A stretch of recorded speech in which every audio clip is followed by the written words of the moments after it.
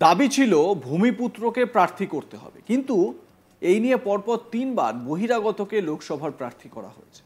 এবারও সেই রাজু বিস্তাকেই প্রার্থী করায় এবার বিজেপির মধ্যেই ক্ষোভ চরমে উঠেছে। শেষমেশ দলের সিদ্ধান্তের বিরুদ্ধে গিয়ে নিজে বিজেপি প্রার্থীর বিরুদ্ধে নির্বাচনে প্রতিদ্বন্দ্বিতা করতে চলেছেন কার্শিয়াংয়ের বিজেপি বিধায়ক বিষ্ণুপ্রসাদ শর্মা। আশঙ্কা একটা ছিলই, কারণ শুরু থেকেই ভূমিপুত্রের দাবিতে সরব হয়ে নিজেই নির্দল প্রার্থী হওয়ার ইঙ্গিত দিয়েছিলেন বিজেপি বিধায়ক বিষ্ণুপ্রসাদ শর্মা। এবার সেটাই হতে চলেছে। পঞ্চম দফায় বিজেপির প্রার্থী তালিকা প্রকাশ হতেই সামনে আসে রাজু বিস্তার নাম, অর্থাৎ 2024-এর লোকসভা ভোটে দার্জিলিং লোকসভা আসনের প্রার্থী হচ্ছেন রাজু বিস্তা, এমনটাই স্পষ্ট হয় চূড়ান্ত প্রার্থী তালিকায়। এতেই ক্ষোভ প্রকাশ করলেন বিষ্ণুপ্রসাদ শর্মা। দলে থেকেই দলের বিরুদ্ধে জিহাদ ঘোষণা করলেন তিনি। স্পষ্ট করলেন পৃথক রাজ্যের দাবিকে সামনে রেখে এবারের নির্বাচনে নির্দল প্রার্থী হবেন তিনি। এতে দল যদি তার বিরুদ্ধে কোনো পদক্ষেপ গ্রহণ করে তাতে কোনো আক্ষেপ নেই, তবে তিনি দলে থেকেই যে বিজেপি প্রার্থীর বিরোধিতা করবেন তা অবশ্য স্পষ্ট করে দিয়েছেন এদিন। অন্যদিকে বিজেপি বিধায়কের এই ঘোষণায় কার্যত অস্বস্তি বাড়ছে গেরুয়া শিবিরে। এমনিতেই দার্জিলিং লোকসভা কেন্দ্রে প্রার্থী নিয়ে যথেষ্টই ভাবতে হচ্ছে পদ্মফুল শিবিরকে। প্রথমে নাম উঠেছিল প্রাক্তন বিদেশ সচিব হর্ষবর্ধন সিংলাকে প্রার্থী করার, যদিও পাহাড়ে বিজেপি জোট শরিক দলগুলির তরফে দাবি তোলা হয়েছিল বর্তমান সাংসদ রাজু বিস্তাকে ওই কেন্দ্র থেকে প্রার্থী করার। অবশেষে সমস্ত জল্পনা কল্পনার অবসানের পর শেষমেশ দার্জিলিং লোকসভা কেন্দ্রে নিজেদের দখলে রাখতে রাজু বিস্তার উপরই ভরসা রাখল বিজেপি। আর এতেই ক্ষুব্ধ বিজেপি বিধায়ক। তো বিষ্ণুপ্রসাদ শর্মা, যিনি ক্ষুব্ধ বিজেপি বিধায়ক কার্শিয়াংয়ের, তিনি কি বলছেন এ বিষয়ে শোনাবো তার মতামত। উনি দ্বিতীয়বার ক্যান্ডিডেট হয়ে আসছেন, তার জন্য আমি উনিকে শুভেচ্ছা জানাই। কিন্তু আমার তো অর্ডার আছে একটা, যে এবার ভূমিপুত্রকে না দিলে আমি নিজেই দাঁড়াবো। কেন কি বাইরে থেকে আমরা পরপর তিনটা ক্যান্ডিডেটকে জিতিয়ে পাঠাইলাম, সাংসদ বানাইলাম, কিন্তু আমাদের যে আলাদা রাজ্যের ইস্যু আছে, ইস্যুর মধ্যে ওনারা ঢাকনির কাজ করতেছেন, ঢাকনা লাগাইছেন। তো যতবারই আমি বিধানসভায় এই বিষয়টা তুলেছি ততবারই উনি আমার সঙ্গে কোনোদিন থাকলেন না।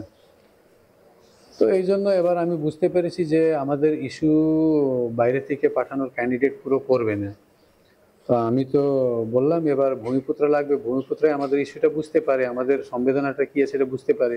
কিন্তু এবারও যদি বাইরের ক্যান্ডিডেট আছে তো মানে পাঠাইছে, তো এবার আমাকে তো আমার যে কথাটা আমি দিয়েছিলাম জনগণকে কি বাইরের পাঠাইলে আমি উঠবো, তো এই কথাটা রাখবো। আর আমি এবার নমিনেশন ফাইল করতেছি। আপনি তো এখনো বিজেপিতে আছেন, বিজেপিতে নেন? হ্যাঁ, বিজেপিতে আছি, বিজেপিতে থেকে নমিনেশন ফাইল করব। কোন প্রতীকে লড়বেন? প্রতীক আমি ইন্ডিপেন্ডেন্ট হিসাবে লড়বো, প্রতীক তো আমি যা পাবো সেটাই নিব। কি কি পরিকল্পনা রয়েছে আগামী নির্বাচনে? দেখেন, 17টা ইস্যু আমার ম্যানিফেস্টোতে আছে।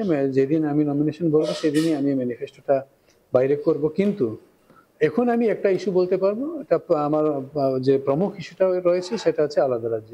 আর এই আলাদা রাজ্য শুধু একটা জাতিকে নিয়ে নেই, এখানকার সম্পূর্ণ জনগণকে নিয়ে, একটা জাতিগোষ্ঠী নিয়ে নেই, এই আমাদের এই এরিয়ার সব জনগণকে নিয়ে একটা আলাদা রাজ্যের পরিকল্পনা আছে। দল যদি আপনার বিরুদ্ধে কোনো ব্যবস্থা নেয়? এই ডিসক্রিপশনটা দলের, আমার বিরুদ্ধে কোনো কিছু নিতে পারে দল, একটা নিঃসন্দেহ কিছু করতে পারে, আমার মেম্বারশিপে করতে পারে, আমার বিধায়কের মধ্যে ওনারা স্পিকারকে কমপ্লেন করতে পারেন, অনেক কিছু করতে পারে। এই ডিসক্রিপশনটা আমি দলকে দিয়েছি। কেন কি আমি নাফা নোকসান নিয়ে রাজনীতি করতেছি না। নাফা নোকসান করে নিয়ে যারা কাজ করে ওরা বিজনেসম্যান, আমি বিজনেসম্যান নয়, আমি একটা স্টেটসম্যান, আমি একটা সাংবাদিক, আমি একটা রাজনেতা। তো একটা রাজনেতা নাফা নোকসান নিয়ে কোনোদিন চিন্তা করে না, জনগণের বিষয় নিয়ে চিন্তা করে, আমি তাই করতেছি।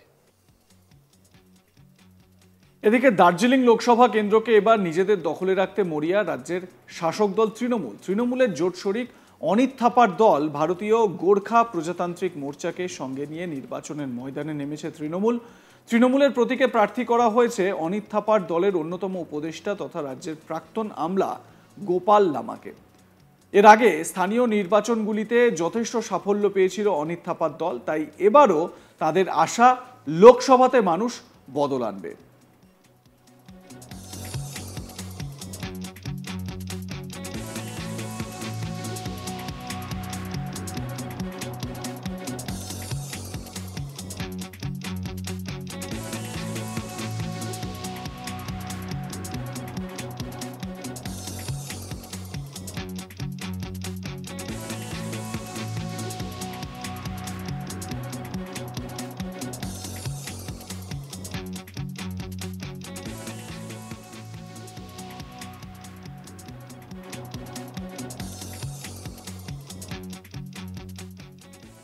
তবে সমস্যাটা কোথায় হলো? সমস্যাটা এই জায়গায় যে ভূমিপুত্রকে প্রার্থী করা হয়নি।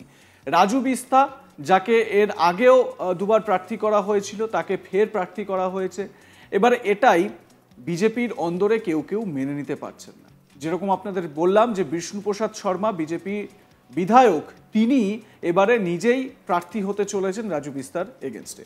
শুনুন তার বক্তব্য। উনি দ্বিতীয়বার ক্যান্ডিডেট হয়ে আসছেন, তার জন্য আমি উনিকে শুভেচ্ছা জানাই। কিন্তু আমার তো অড়ান আছে একটা, যে এবার ভূমিপুত্রকে না দিলে আমি নিজেই দাঁড়াবো। কেন কি বাইরে থেকে আমরা পরপর তিনটা ক্যান্ডিডেটকে জিতিয়ে পাঠাইলাম, সাংসদ বানাইলাম, কিন্তু আমাদের যে আলাদা রাজ্যের ইস্যু আছে, এই ইস্যুর মধ্যে ওনারা ঢাকনির কাজ করতেছেন, ঢাকনা লাগাইছেন। তো যতবারই আমি বিধানসভায় এই বিষয়টা তুলেছি, ততবারই উনি আমার সঙ্গে কোনোদিন থাকলেন না। তো এই জন্য এবার আমি বুঝতে পেরেছি যে আমাদের ইস্যু বাইরে থেকে পাঠানোর ক্যান্ডিডেট পুরো করবে না। তো আমি তো বললাম এবার ভূমিপুত্র লাগবে, ভূমিপুত্রাই আমাদের ইস্যুটা বুঝতে পারে, আমাদের সংবেদনাটা কি আছে সেটা বুঝতে পারে। কিন্তু এবারও যদি বাইরের ক্যান্ডিডেট আসে, তো মানে পাঠাইছে, তো এবার আমাকে তো আমার যে কথাটা আমি দিয়েছিলাম জনগণকে, কি বাইরের পাঠাইলে আমি উঠবো, তো এই কথাটা রাখবো। আর আমি এবার নমিনেশন ফাইল করতেছি। আপনি তো এখনো বিজেপিতে আছেন, বিজেপির এমএলএ। হ্যাঁ, বিজেপিতে আছি, বিজেপিতে থেকে নমিনেশন ফাইল করবো। কোন প্রতীকে লড়বেন? প্রতীক আমি ইন্ডিপেন্ডেন্ট হিসাবে লড়বো, প্রতীক তো আমি যা পাবো সেটাই নিব। কি কি পরিকল্পনা রয়েছে আগামী নির্বাচন নিয়ে? দেখেন, 17টা ইস্যু আমার ম্যানিফেস্টোতে আছে। যেদিন আমি নমিনেশন বলবো সেদিনই আমি ম্যানিফেস্টোটা বাইরে করব। কিন্তু এখন আমি একটা ইস্যু বলতে পারবো, এটা আমার যে প্রমুখ ইস্যুটা রয়েছে সেটা হচ্ছে আলাদা রাজ্য। আর এই আলাদা রাজ্য শুধু একটা জাতিকে নিয়ে নয়, এখানকার সম্পূর্ণ জনগণকে নিয়ে, একটা জাতিগোষ্ঠী নিয়ে নেই, এই আমাদের এই এরিয়ার সব জনগণকে নিয়ে একটা আলাদা রাজ্যের পরিকল্পনা আছে। দল যদি আপনার বিরুদ্ধে কোনো ব্যবস্থা নেয়? এই ডিসক্রিপশনটা দলের, আমার বিরুদ্ধে কোনো কিছু নিতে পারে দল, একটা নিঃসন্দেহ কিছু করতে পারে, আমার মেম্বারশিপে করতে পারে, আমার বিধায়কের মধ্যে ওনারা স্পিকারকে কমপ্লেন করতে পারেন, অনেক কিছু করতে পারে। এই ডিসক্রিপশনটা আমি দলকে দিয়েছি। কেন কি আমি নাফা নোকসান নিয়ে রাজনীতি করতেছি না। নাফা নোকসান করে নিয়ে যারা কাজ করে ওরা বিজনেসম্যান। দেখতে থাকুন আজ তাক বাংলা, সাবস্ক্রাইব করুন ইউটিউব চ্যানেলটি।